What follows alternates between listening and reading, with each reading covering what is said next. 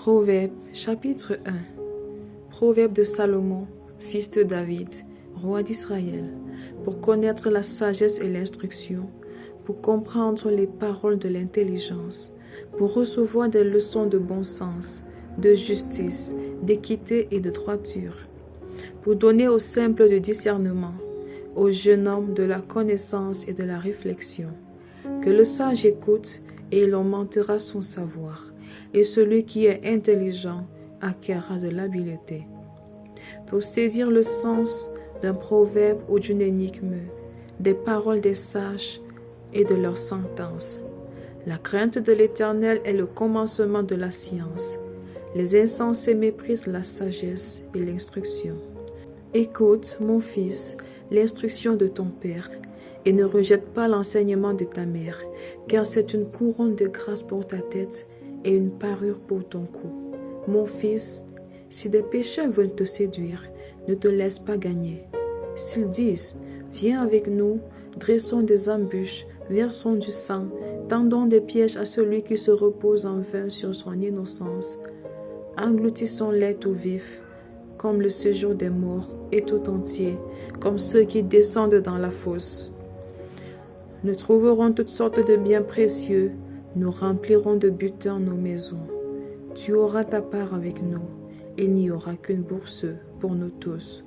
Mon fils, ne te mets pas en chemin avec eux, détourne ton pied de leur sentier, car leurs pieds courent au mal, et ils ont hâte de répandre le sang. Mais en vain jette-t-on le filet devant les yeux de tout ce qui a des ailes. Et eux, c'est contre leur propre sang qu'ils dressent des embûches. C'est à leur âme qu'ils tendent des pièges. Ainsi arrive-t-il à tout homme avide de gain. La cupidité cause la perte de ceux qui s'y livrent. La sagesse crie dans les rues. Elle élève sa voix dans les places. Elle crie à l'entrée des lieux bruyants. Aux portes dans la ville. Elle fait entendre ses paroles. Jusqu'à quand, stupides, aimerez-vous la stupidité? Jusqu'à quand les moqueurs se plairont-ils à la moquerie, et les insensés haïront-ils la science? Tournez-vous pour écouter mes réprimandes. Voici, je répandrai sur vous mon esprit, je vous ferai connaître mes paroles. Puisque j'appelle et que vous résistez, puisque j'étends ma main et que personne n'y prend garde, puisque vous rejetez tous mes conseils et que vous n'aimez pas mes réprimandes, moi aussi, je rirai quand vous serez dans le malheur, je me moquerai quand la terreur vous saisira. Quand la terreur vous saisira comme une tempête et que le malheureux vous enveloppera comme un tourbillon. Quand la détresse et l'angoisse fondront sur vous.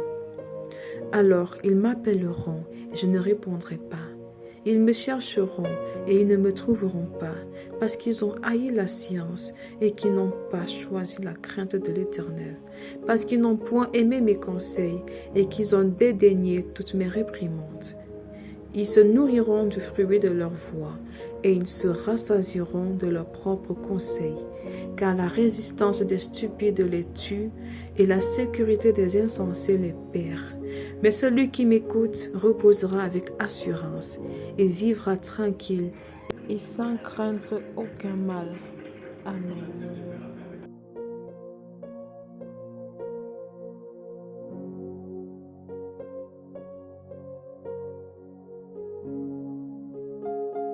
Actes des apôtres, chapitre 7. Le souverain sacrificateur dit, « Les choses sont-elles ainsi ?» Étienne répondit, « Hommes, frères et pères, écoutez. Le Dieu de gloire apparut à notre père Abraham lorsqu'il était en Mésopotamie, avant qu'il s'établisse à Charan, et il lui dit, « Quitte ton pays et ta famille, et va dans le pays que je te montrerai. » Il sortit alors du pays des Chaldéens et s'établit à Charan. De là, après la mort de son père, Dieu le fit passer dans ce pays que vous habitez maintenant. Il ne lui donna aucune propriété en ce pays, pas même de quoi poser le pied, mais il promit de lui en donner la possession, et à sa postérité après lui, quoiqu'il n'y eût point d'enfant. Dieu parla ainsi. Sa postérité séjournera dans un pays étranger on la réduira en servitude et on la maltraitera pendant 400 ans. Mais la nation à laquelle ils auront été asservis, c'est moi qui la jugerai, dit Dieu. Après cela, ils sortiront et ils me serviront dans ce lieu-ci. Puis Dieu donna à Abraham l'alliance de la circoncision, et ainsi Abraham, ayant engendré Isaac, le circoncit le 8e jour. Isaac engendra et circoncit Jacob, et Jacob les 12 patriarches. Les patriarches, jaloux de Joseph, le vendirent pour être amené en Égypte. Mais Dieu fut avec lui et le délivra de toutes ses tribulations.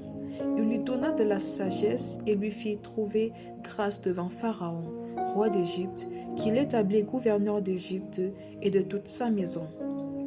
Il survint une famine dans tout le pays d'Égypte et dans celui de Canaan. La détresse était grande et nos pères ne trouvaient pas de quoi se nourrir.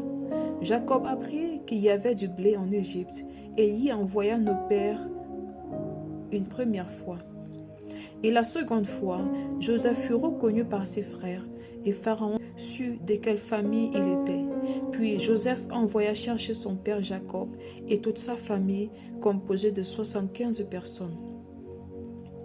Jacob descendit en Égypte où il mourut, ainsi que nos pères, et ils furent transportés à Sichem et déposés dans le sépulcre qu'Abraham avait acheté à prix d'argent des fils d'Émor, père de Sichem.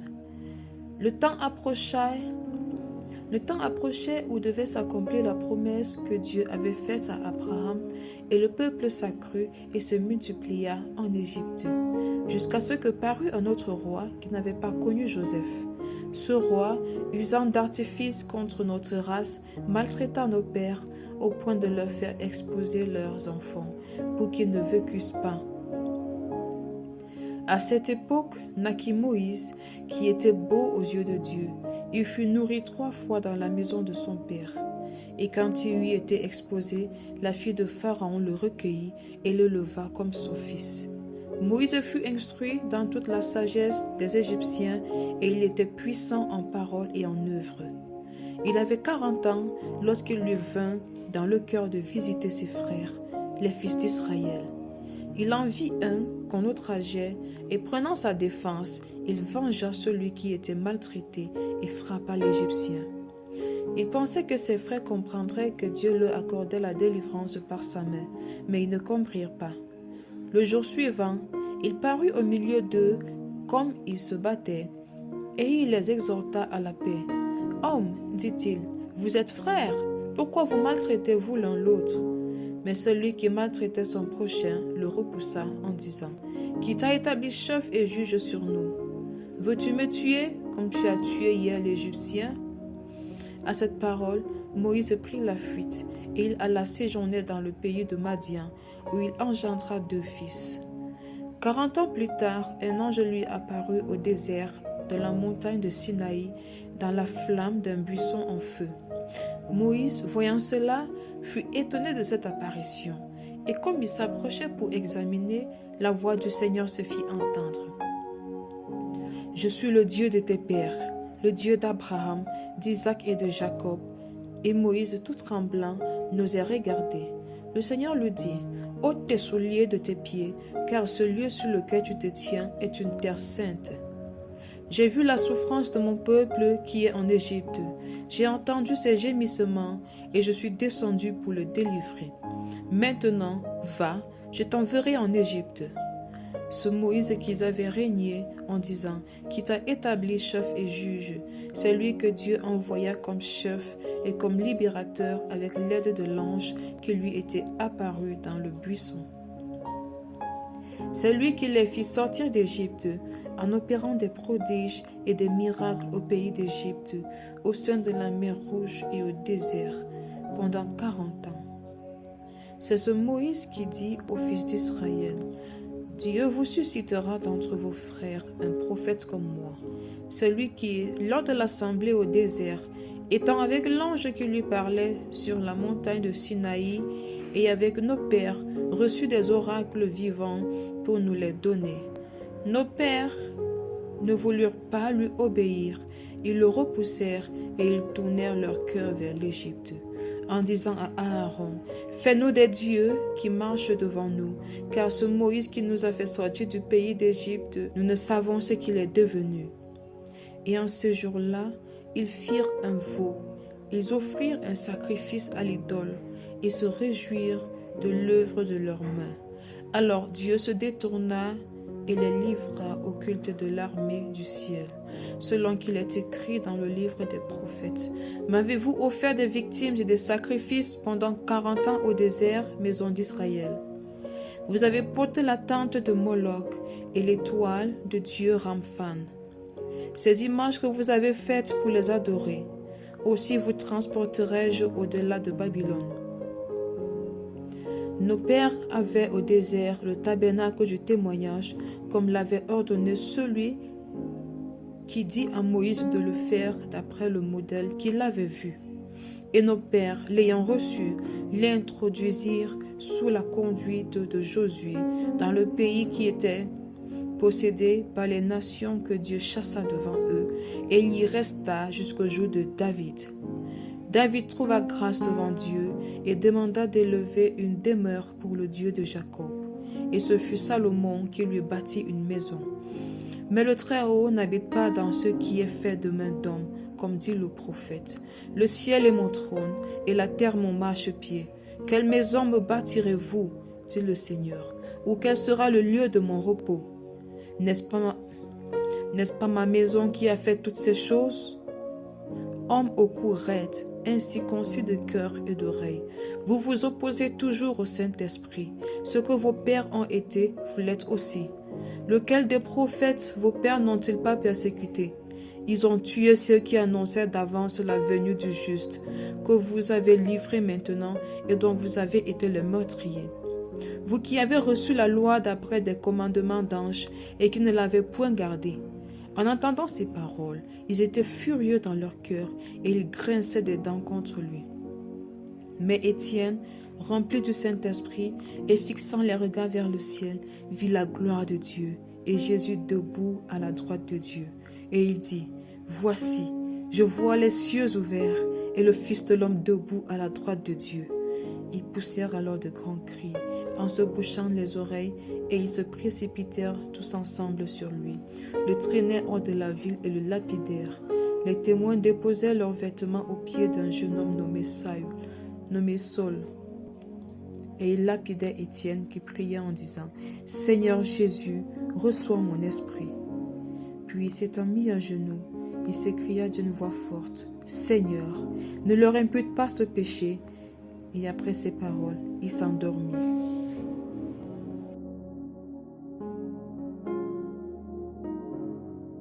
Actes chapitre 8. Saul avait approuvé le meurtre d'Étienne.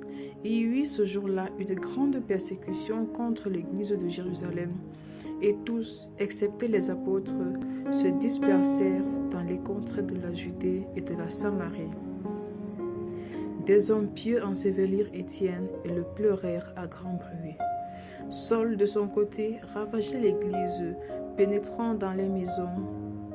Il en arrachait hommes et femmes et les faisait jeter en prison. Ceux qui avaient été dispersés allaient de lieu en lieu, annonçant la bonne nouvelle de la parole. Philippe, étant descendu dans la ville de Samarie, y prêcha le Christ. Les foules tout entières étaient attentives à ce que disait Philippe, lorsqu'elles apprirent et virent les miracles qu'il faisait. Car des esprits impurs sortirent de plusieurs démoniaques en poussant de grands cris, et beaucoup de paralytiques et de boiteux furent guéris. Il y eut une grande joie dans cette ville. Il y avait auparavant dans la ville un homme nommé Simon, qui, se donnant pour un personnage important, exerçait la magie et provoquait l'étonnement du peuple de la Samarie. Tous, depuis le plus petit jusqu'au plus grand, l'écoutaient attentivement et disaient « Celui-ci est la puissance de Dieu, celle qui s'appelle la Grande ». Ils l'écoutaient attentivement parce qu'il les avait longtemps étonnés par ses actes de magie. Mais quand ils eurent cru à Philippe, qui leur annonçait la bonne nouvelle du royaume de Dieu et du nom de Jésus-Christ, hommes et femmes se firent baptiser.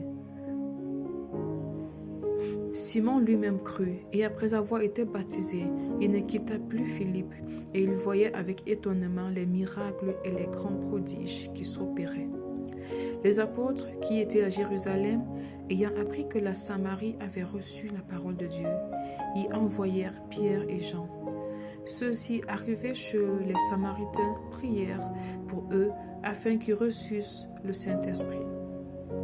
Car il n'était encore descendu sur aucun d'eux. Ils avaient seulement été baptisés au nom du Seigneur Jésus. Alors Pierre et Jean leur imposèrent les mains et ils reçurent le Saint-Esprit. Lorsque Simon vit que le Saint-Esprit était donné par l'imposition des mains des apôtres, il leur offrit de l'argent en disant « Accordez-moi aussi ce pouvoir, afin que celui à qui j'imposerai les mains reçoive le Saint-Esprit. » Mais Pierre lui dit « Que ton argent périsse avec toi, puisque tu as cru que le don de Dieu s'acquérait à prix d'argent. Il n'y a pour toi ni part, ni lot dans cette affaire, car ton cœur n'est pas droit devant Dieu. Répands-toi donc de ta méchanceté et prie le Seigneur pour que la pensée de ton cœur te soit pardonnée, s'il est possible. Car je vois que tu es dans un fiel amer et dans les liens de l'iniquité. » Simon répondit, « Priez vous-même le Seigneur pour moi, afin qu'il ne m'arrive rien de ce que vous avez dit. » Après avoir rendu témoignage à la parole du Seigneur et après l'avoir prêchée, Pierre et Jean retournèrent à Jérusalem en annonçant la grande nouvelle dans plusieurs villages des Samaritains. Un ange du Seigneur s'adressant à Philippe lui dit « Lève-toi et va du côté du midi sur le chemin qui descend de Jérusalem à Gaza, celui qui est désert. » Il se leva et partit. Et voici, un Éthiopien, un eunuque, ministre de la Candace, reine d'Éthiopie et surintendant de tous ses trésors, venu à Jérusalem pour adorer, s'en retournait assis sur son char et lisait le prophète Ésaïe. L'Esprit dit à Philippe, « Avance et approche-toi de ce char. » Philippe accourut et entendit l'Éthiopien qui lisait le prophète Ésaïe. Il lui dit, « Comprends-tu ce que tu lis ?» Il répondit, « Comment le pourrais-je, si quelqu'un ne me guide ?» Et il invita Philippe à monter et à s'asseoir avec lui. Le passage de l'Écriture qu'il lisait était celui-ci. « Il a été mené comme une brebis à la boucherie, et comme un agneau muet devant celui qui le tond, il n'a point ouvert la bouche. » Dans son humiliation, son jugement a été levé, et sa postérité qui la dépeindra, car sa vie a été retranchée de la terre. L'eunuque dit à Philippe, « Je te prie, de qui le prophète parle-t-il ainsi? Est-ce de lui-même ou de quelqu'un d'autre ?» Alors Philippe, ouvrant la bouche et commençant par ce passage, lui annonça la bonne nouvelle de Jésus. Comme ils continuaient leur chemin, ils rencontrèrent de l'eau, et l'eunuque dit, « Voici de l'eau. Qu'est-ce qui empêche que je ne sois baptisé? » Philippe dit, « Si tu crois de tout ton cœur, cela est possible. » L'eunuque répondit, « Je crois que Jésus-Christ est le Fils de Dieu. » Et il fit arrêter le char. Philippe et l'eunuque descendirent tous deux dans l'eau, et Philippe baptisa l'eunuque. Quand ils furent sortis de l'eau, l'Esprit du Seigneur enleva Philippe, et l'eunuque ne le vit plus, tandis que joyeux, il poursuivait sa route. Philippe se trouva dans Azote, d'où il alla jusqu'à Césarée, en évangélisant toutes les villes par lesquelles il passait.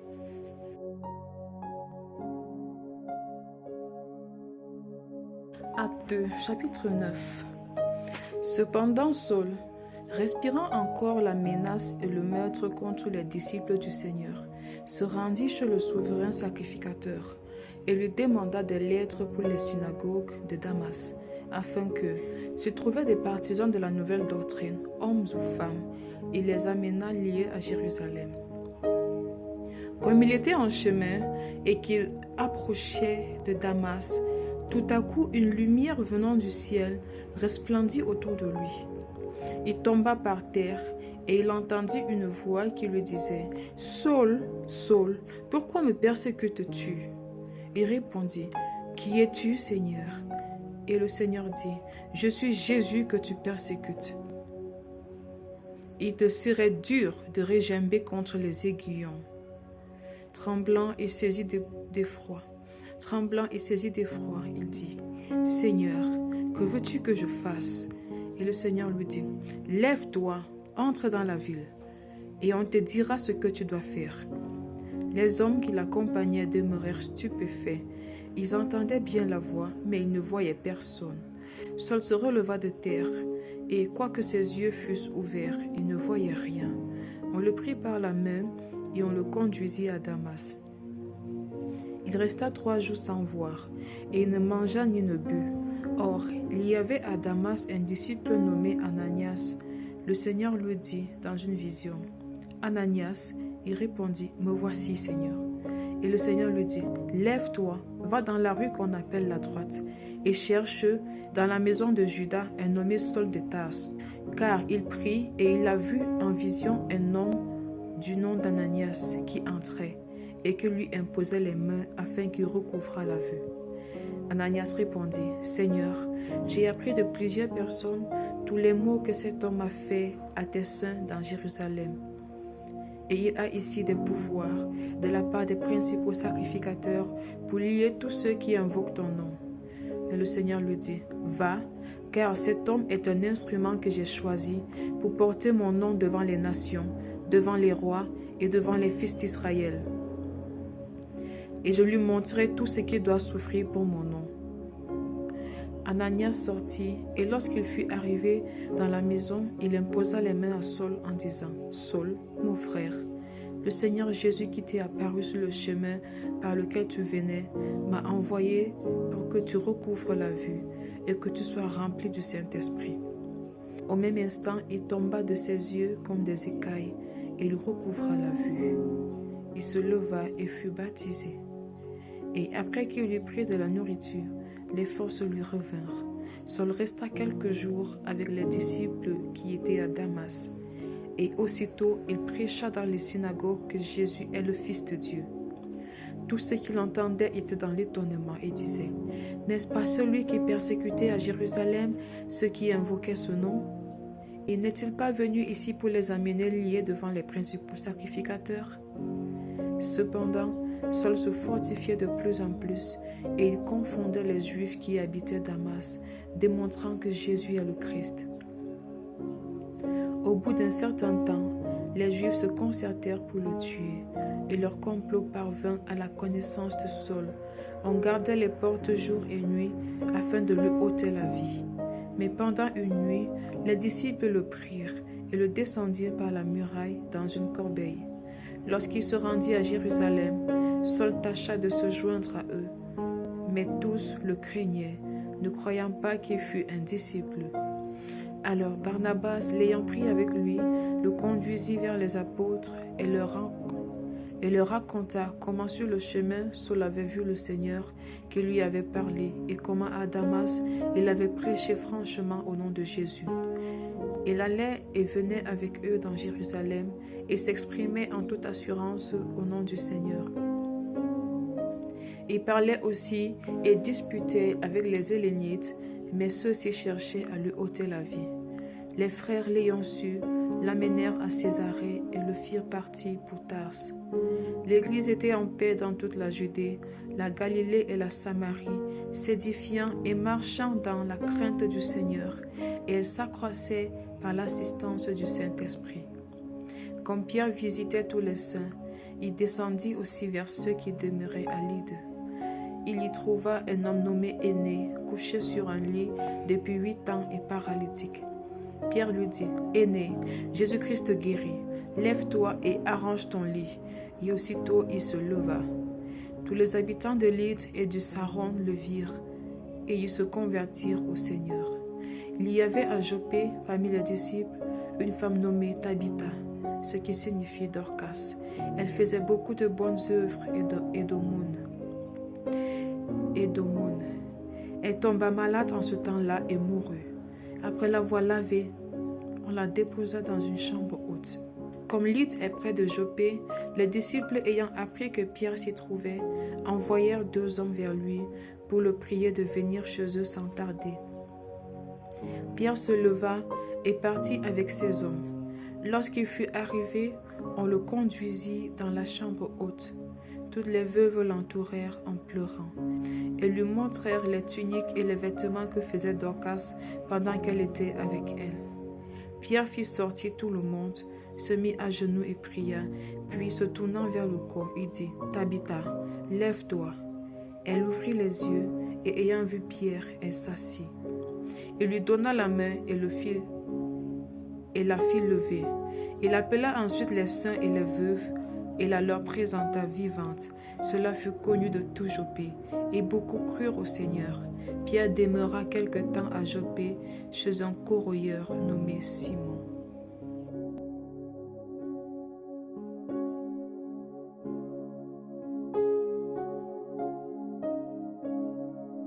Psaume chapitre 16.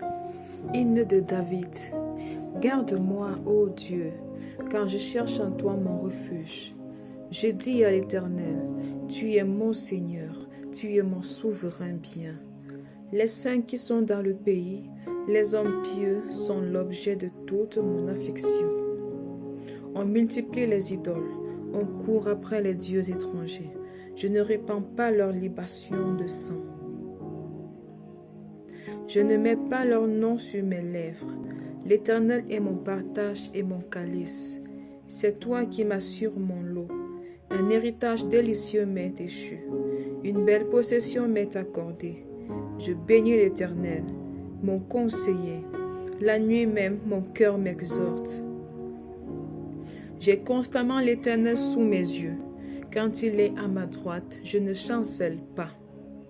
Aussi mon cœur est dans la joie, mon esprit dans l'allégresse, et mon corps repose en sécurité. Car tu ne livreras pas mon âme au séjour des morts. Tu ne permettras pas que ton bien-aimé voie la corruption. Tu me feras connaître le sentier de la vie, et il y a d'abondantes joies devant ta face, des délices éternelles à ta droite. Amen.